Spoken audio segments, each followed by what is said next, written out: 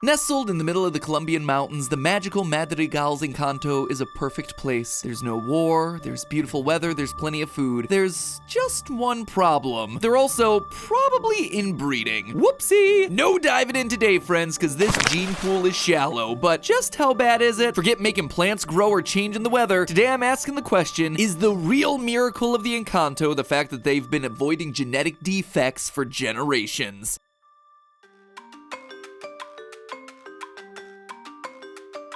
Hello, Internet! Welcome to Film Theory, where I'm waiting on a miracle. The miracle of you hitting that subscribe button. So, remember that time a few months ago when I did a theory after watching Encanto one too many times with my 3-year-old? Well, we haven't stopped. And months later, I still am trying to force myself to see more and more details in the animation to try and keep sane. For instance, I'll be the first to admit that it took an embarrassingly long amount of time for me to realize that one side of the family wears blue tones and the other side of the family wears orange tones, and that people who are in the middle, like Mirabel and Bruno, have these strong green accents. But there are also plenty of smaller moments too, like here in the opening song. Where's this bridge coming from? We're in the middle of the village, and Luisa just picks up a random bridge. What is a complete bridge doing in the middle of the road? Speaking of inconsistencies, can someone please answer this for me, because it drives me nuts every time I watch the movie. Are the first set of cracks that Mirabel sees real? After Antonio's ceremony, she sees cracks in the wall, but when the family comes, they're all gone. So were they real, or were they just a dream? Because Mirabel cuts her hand on a broken roof tile, so it had to be real, but then did Casita just fix itself? Or was it actually this guy? Have you been in here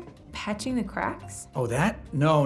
All the patching's done by Hernando. Who is Hernando? I'm Hernando and I'm scared of nothing. There are also these cool character moments too, like here, I love how Dolores is uncomfortable with Antonio riding a Jaguar. Just a funny, small blink and you miss it look. Speaking of characters who are uncomfortable, well, we would expect Isabella to be annoyed by Mirabel, and she clearly is in practically every scene. Auntie Peppa also gives her a fair number of death glares throughout the movie. Mirabel is just very unpopular in the family. But watching it as many times as I have, I actually think that Abuela is the one that gets the best character beats. Like here, after this moment, he wants 5 babies.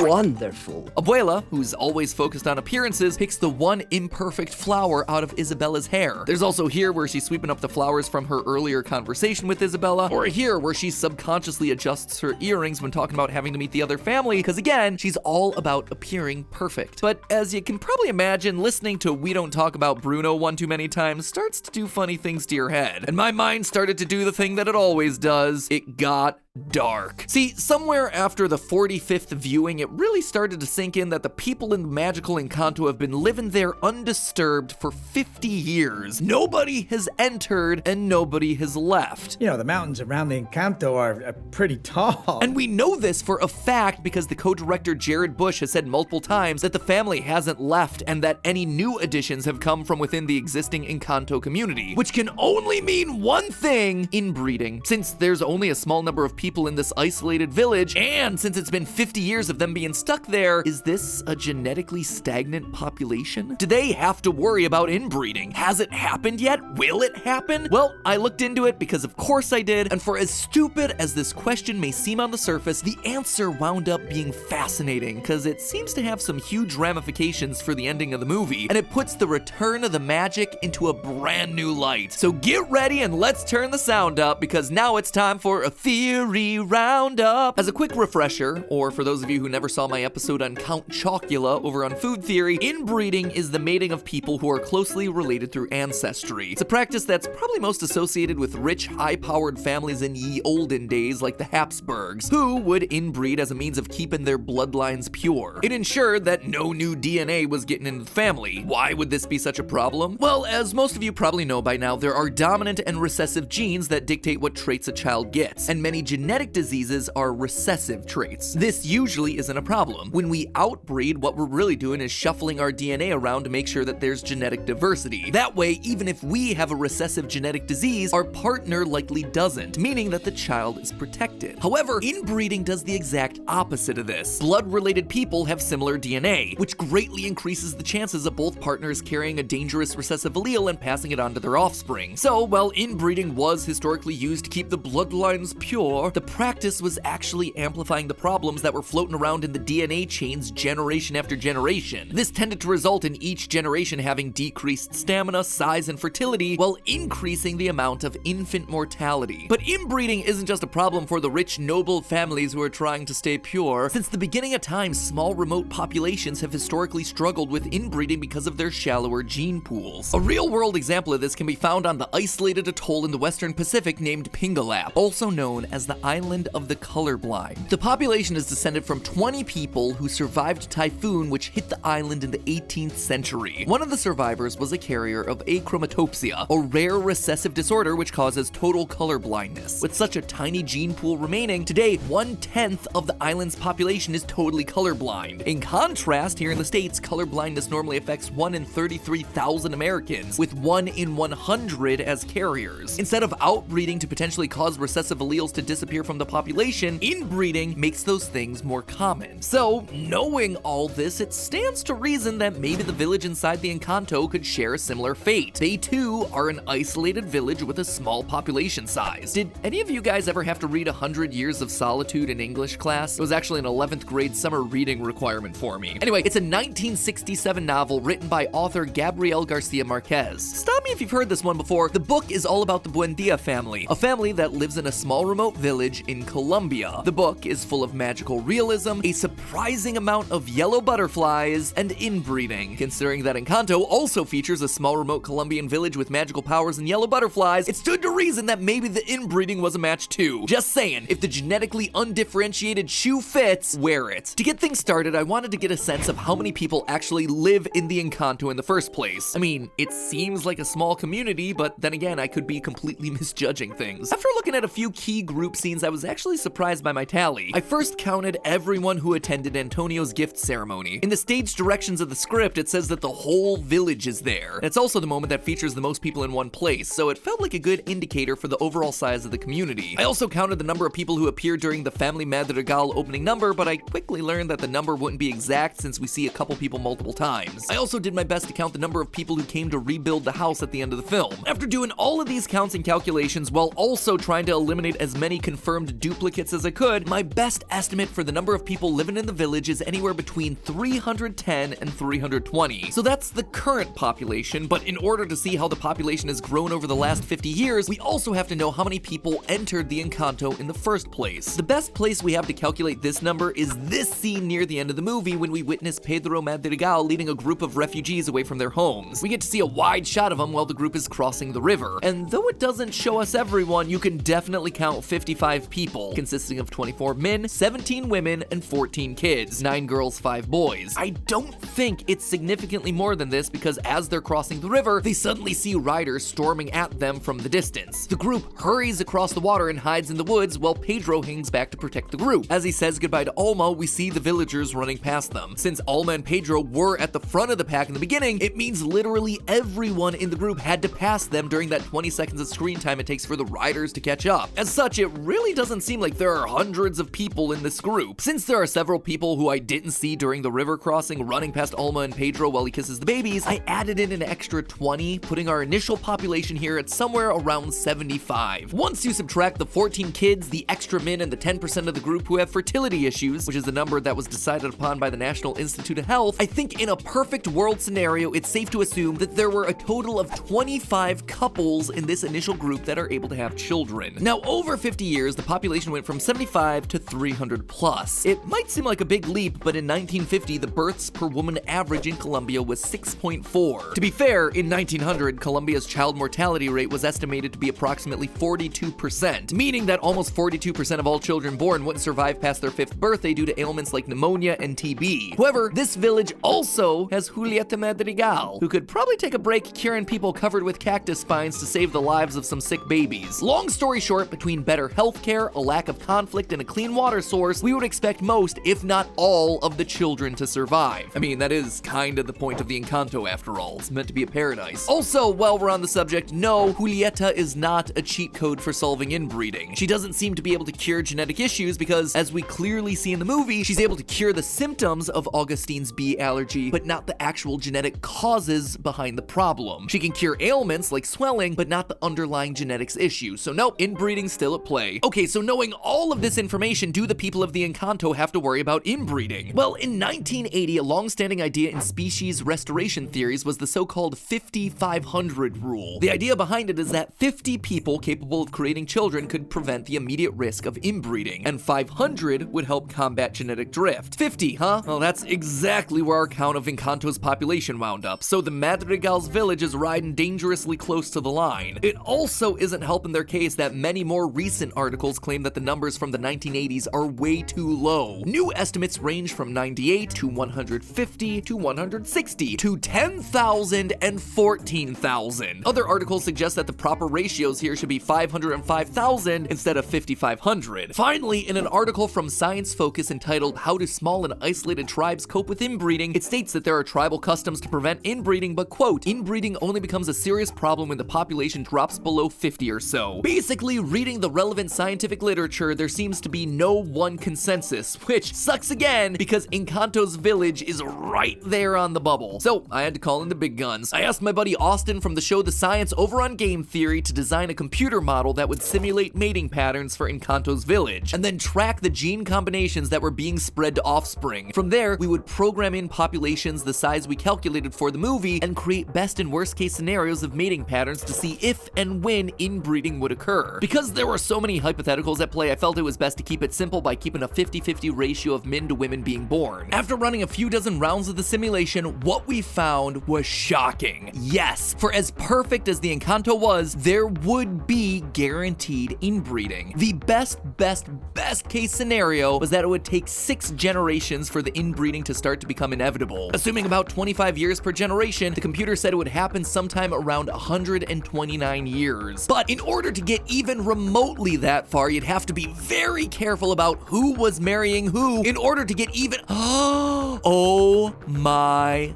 gosh. I've spoken to the Guzmans about Mariano's proposal to Isabella. He wants 5 babies. Wonderful. Such a fine young man with our perfect Isabella will bring a new generation of magical blessings and make both of our families stronger. They knew. At the very least, Abuela knew. That's why marriages had to be arranged in this world like Isabella marrying Mariano, to make sure everyone was staying genetically diverse. It is to make the family stronger. Literally, the only way to get 6 generations into this thing without any inbreeding is to carefully track and control genetic diversity and mating patterns. Abuela was the puppet master. Except there's only so long that they can last. Even if everything is perfectly controlled, you still only have a few generations left to go here. When we join in with Mirabel's story, they're sitting at the 50-year mark, nearly halfway through the best case scenario, 3 generations deep. According to our calculations, planning out each generation goes up in complexity squared, which becomes more and more difficult to manage. It's a fortunate thing then that the magic died and the mountain cracked in half when it did. It allowed the people inside to leave, and more importantly, it allowed new blood to come in. It's almost like the magic wasn't dying because the family was growing apart. Maybe instead the magic was dying because the family was growing a bit too close together. But hey, that's just a theory. A film theory. And cut.